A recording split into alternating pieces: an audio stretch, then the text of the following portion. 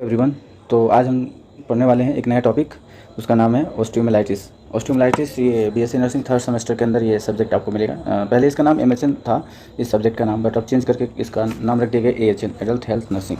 तो देखते हैं कि ऑस्टियोमाइलाइटिस क्या होता है। सबसे पहले हम इसके अंदर देखेंगे क्या क्या होता है। इसके अंदर हम देखेंगे कि सबसे पहले डेफिनेशन देखेंगे, देन उसके बाद कॉजेज़ देखेंगे, कॉजेज़ के बाद टाइप्स देखेंगे, टाइप्स उसके बाद हम देखेंगे पैथोफिजियोलॉजी, उसके बाद क्या मैनेजमेंट के अंदर बहुत सारे मैनेजमेंट आ जाएंगे।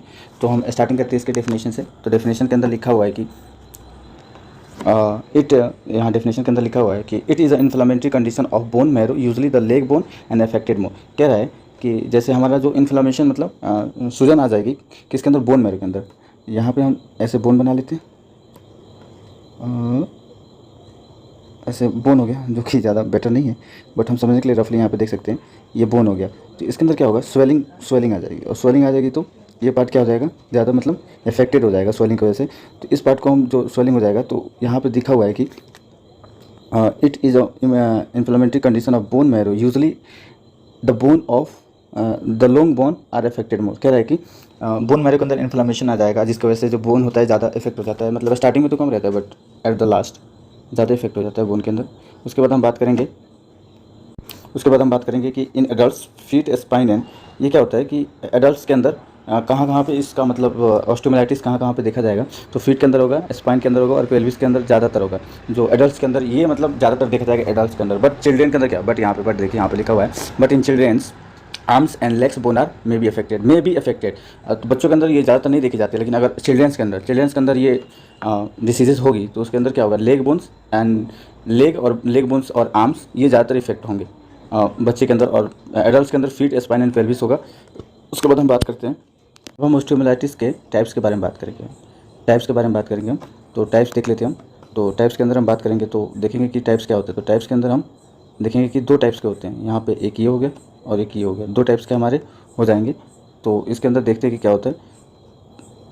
पहला है हमारा सपोर्टिव ऑस्टियोमाइलाइटिस में क्या होता है, सपोर्टिव ऑस्टियोमाइलाइटिस में क्या होता है, इन्फ्लामेशन कंटेनिंग पस। जो जैसे कि हमारा बोन मैरो के अंदर जो इन्फेक्शन हुआ है उसके अंदर क्या होगा, इन्फ्लामेशन होगा, और इन्फ्लामेशन होगा तो उसके अंदर पस मतलब आने लगेगी। उसके बाद क्या होगा, may be primary and secondary में भी एक्यूट, और क्या होगा जब इन्फ्लामेशन होगा ऑस्टियोमाइलाइटिस के अंदर, जो इन्फ्लामेशन कंटेनिंग पस होगा बोन के अंदर, क्या होगा वो मे भी प्राइमरी और सेकेंडरी हो सकता है। और क्या हो जाएगा कि थोड़े दिन के लिए भी हो सकता है और लॉन्ग ड्यूरेशन के लिए भी हो सकता है। यहाँ एक्यूट और क्रोनिक का मतलब ही है, एक्यूट का मतलब फ्यू डेज़ के लिए भी हो सकता है, एंड क्रोनिक का मतलब लॉन्ग डेज के लिए भी हो सकता है। और नॉन सपोर्टिव में क्या होगा, नॉन सपोर्टिव के अंदर हम देखें, नॉन सपोर्टिव में हो जाएगा कि increasing density of bone. Density मतलब क्या होगा, इंक्रीजिंग डेंसिटी ऑफ बोन। इसके अंदर क्या होगा कि बोन की जो डेंसिटी होगी वो इंक्रीज कर जाएगी।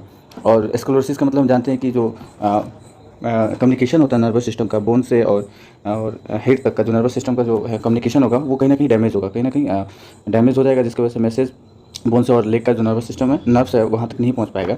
तो इसके इट में भी डिफ्यूज़ और फोकल, ये क्या हो सकता है, मतलब एक साथ जुड़ भी सकता है। मतलब जो होगा बोन का जो होगा ज़्यादातर होगा तो ये जब डिफ्यूज़ हो जाएगा, जिसकी वजह से मूवमेंट करना बहुत दिक्कत में आएगी। उसके बाद हम बात करते हैं कॉजेज़ क्या होते हैं। कॉजेज़ में देखते हैं हम, कॉजेज़ के अंदर कॉजेज़ मतलब किस कारण से ऑस्टियोमाइलाइसिस होता है। अब किसी ना कोई कारण होता है, हर डिसीज़ का कोई ना कोई कॉजेज़ होते हैं। तो देखते हैं कि बोन, यहाँ पे लिखा है, यहाँ पे हम देखते हैं bone infection is mostly causes by bacteria but it may be causes fungi और जर्म्स। क्या हो रहा है कि बोन इन्फेक्शन जो होता है ज़्यादातर किसकी वजह से होता है, बैक्टीरिया की वजह से होता है ज़्यादातर। मतलब ऐसे कह सकते हैं, मतलब उतना तो नहीं, बट कह सकते हैं कि 75% जो कॉजेज़ होते हैं बोन इन्फेक्शन के वो किसकी वजह से होते हैं, बैक्टीरिया की वजह से होते हैं। बट अगर बात करें तो इट में भी causes fungi and other germs है, और इसके अलावा और भी है जो बोन को इन्फेक्शन कर देंगे, तो वो है फंजाई और अदर जर्म्स में आते हैं, जो कि बोन इन्फेक्शन कर सकते हैं। उसके बाद देखते हैं कि बैक्टीरिया से जब होता है इन्फेक्शन, तो बैक्टीरिया से अगर इन्फेक्शन होगा तो दो टाइप के बैक्टीरिया होंगे जिसकी वजह से बोन इन्फेक्शन हो जाएगा हमारा। तो पहला होगा gram positive bacteria and gram negative bacteria, ये जो दो हैं इसकी वजह से होता है। एंड नोट, यहाँ पे नोट दिया हुआ है कि एनी माइक्रो ऑर्गेनिज्म में बी इन्फेक्ट बोन इन 3 वेज। कोई भी माइक्रो ऑर्गेनिज्म हो जिसकी वजह से अगर बोन का इन्फेक्शन होता है तो 3 वेज, तीन तरीके से हो सकता है, या तो वो ब्लड के अंदर जाएगा फिर वहाँ से हो सकता है, या फिर अगर कहीं पे चोट लगी हो या एक्सीडेंट हो जाए, या फिर जहाँ पे एक्सीडेंट हो जाए तो जिसकी वजह से डायरेक्ट इंजरी हो जाएगा, उसके वजह से भी हमारा बोन इन्फेक्शन हो सकता है। Spread from the local areas of infection, जैसे कोई बोन के पास बोन में कोई इन्फेक्शन है उसकी वजह से भी फैल सकता है ये बीमारी जो ऑस्टियोमाइलाइटिस है। अब इसके अलावा हम बात करते हैं पैथोफिजियोलॉजी। पैथोफिजियोलॉजी क्या होता है? The disorder physiological process associated with diseases और इंजरीज। पैथोफिजियोलॉजी का मतलब ये होता है, तो क्या होता है कि हम देखेंगे कि कैसे कैसे मतलब होता है। तो सबसे पहले बैक्टीरिया हुआ। बैक्टीरिया क्या हुआ कि ब्लड के अंदर गया, अगर कोई जैसे कि कोई इंजरी हुई है तो वहाँ से बैक्टीरिया ब्लड के अंदर स्ट्रीम में चला गया, उसके बाद बोन मैरो, फिर वो कहाँ जाएगा? बैक्टीरिया बोन मैरो के जाएगा, वहाँ पे अपनी मल्टीप्लिकेशन करेगा बैक्टीरिया का। जैसे एक कोई जाएगा तो वहाँ पे बहुत सारे बैक्टीरिया का प्रोडक्शन करेगा, उसकी वजह से क्या हो जाएगा कि इन्फ्लेमेटरी प्रोसेस स्टार्ट हो जाएगा, मतलब वहाँ पे सूजन आने लगेगी और उसकी वजह से पस स्टार्ट हो जाएगा भरना इन्फेक्शन में, और उसके बाद बोन के अंदर क्या हो जाएगा कि इन्फ्लेमेटरी प्रोसेस पस फॉर्मेशन होने लगेगा, जिसकी वजह से जो जहाँ पे अगर ये बैक्टीरिया जिस बोन के पास में होगा, जैसे लेग के बोन है तो वहाँ पे क्या होगा? स्वेलिंग आने लगेगी। नेक्स्ट हम देखते हैं क्लिनिकल मैनिफेस्टेशन। क्लिनिकल मैनिफेस्टेशन के अंदर आ जाएगा हमारा medical management, clinical management, nursing आ जाएगा, ये तो है। तो क्या क्या होगा इसके अंदर हम देखते हैं। क्लिनिकल मैनेजमेंट में क्या क्या आ जाएगा? तो पहला आ जाएगा फीवर आएगा, जो भी पेशेंट अगर ये डायग्नोसिस डिसीजेस है उसके अंदर। उसके बाद नाइट स्वेट्स होने लगेगा, चिल्स होने लगेगा, रेस्टलेसनेस होने लगेगा, नोजिया होने लगेगी, और बहुत सारे ऐसे हैं। बोन पेन तो 100% होगा, स्वेलिंग भी हो जाएगा। उसके बाद हम देखते हैं क्लिनिकल मैनिफेस्टेशन के बाद डायग्नोस्टिक इवोल्यूशन के बारे में बात करते हैं। तो यहाँ पे हम देखेंगे सबसे पहले क्या होगा डायग्नोस्टिक इवोल्यूशन में देखते हैं हम कि हिस्ट्री एंड फिजिकल एग्जामिनेशन देखेंगे। अब सबसे पहले हिस्ट्री एंड फिजिकल एग्जामिनेशन देखेंगे, जिसके अंदर हमारा एक्सरे हो जाएगा। एक्सरे कराएंगे पेशेंट से कि देखते हैं कि वहाँ पे मेन कॉजेज़ क्या है। उसके बाद इरेगुलर डिकैल्सिफिनेशन हो जाएगा, बोन नेक्रोसिस होने लगेगा, जहाँ का बोन है वहाँ पे डेड होने लगेगा। उसके बाद बायोप्सी भी कराएंगे। Wound culture to determine the migraine. Wound culture इसलिए हम कराएंगे क्योंकि हमें पता चले कि वहाँ पे कौन से बैक्टीरिया है, जैसे ग्राम पॉजिटिव बैक्टीरिया है, ग्राम नेगेटिव बैक्टीरिया है। उसके बाद हम अगर ब्लड इन्वेस्टिगेशन कराएंगे तो ब्लड इन्वेस्टिगेशन में हम WBC कराएंगे। WBC क्या होता है? WBC मोस्टली इसलिए कराते हैं क्योंकि अगर कोई इन्फेक्शन हो WBC में तो इससे हमें ये पता चल जाता है कि कौन सा बैक्टीरिया है, या फिर वो देखेंगे। और ESR कराते हैं। ESR अगर ब्लड इन्वेस्टिगेशन कराते हैं तो ESR में ये देखते हैं कि इन्फ्लेमेशन हुआ है कि नहीं। तो ESR में हमें ये पता चलता है कि इन्फ्लेमेशन है कि नहीं। उसके बाद हम ब्लड कल्चर लेंगे एंड MRI भी करा सकते हैं, CT भी करा सकते हैं, रेडियो न्यूक्लाइड बोन स्कैन, ये सारे हम कराएंगे डायग्नोस्टिक एवोल्यूशन के अंदर। उसके बाद हम देखते हैं मेडिकल मैनेजमेंट के अंदर क्या हो जाएगा कि मेडिकल मैनेजमेंट के अंदर फार्माकोलॉजिक मैनेजमेंट आ जाएगा। उसके बाद सर्जिकल मैनेजमेंट भी आ जाएगा। तो ये ज़्यादा नहीं है बट हमें पढ़ना पड़ेगा। मैनेजमेंट के अंदर देखेंगे हम कि गोल क्या है हमारा, मैनेजमेंट का गोल क्या है हमारा। सबसे पहले गोल हम देखेंगे, तो गोल है कि control and halt the infection process, immobilise the body part to prevent pathological fracture, warm wet for 20 minutes several times a day. मतलब किसी तरह हम पेशेंट को क्या करेंगे? रिलीफ देंगे मेडिकल मैनेजमेंट के अंदर। उसके बाद अगर फार्माकोलॉजिक मैनेजमेंट की बात करें तो वहाँ पे हम उसे एंटीबायोटिक देंगे ट्रीटमेंट के लिए। उसके बाद इसके अंदर बोन बायोप्सी भी करा सकते हैं।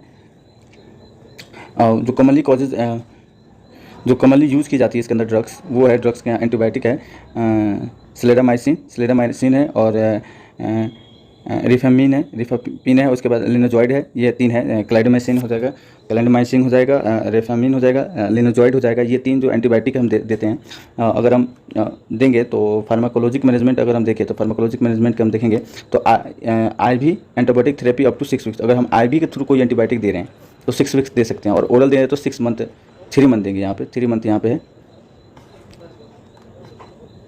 Antibiotic 3 month. अगर इन सब से भी कोई मतलब आराम नहीं मिलता है पेशेंट को तो हम सर्जिकल मैनेजमेंट पे जाएंगे। जैसे मैनेजमेंट के अंदर गोल है कि उसको किसी तरह से मतलब बीमारी को स्टॉप करना है। अगर उससे भी नहीं होता है तो हम उसको एंटीबायोटिक देंगे।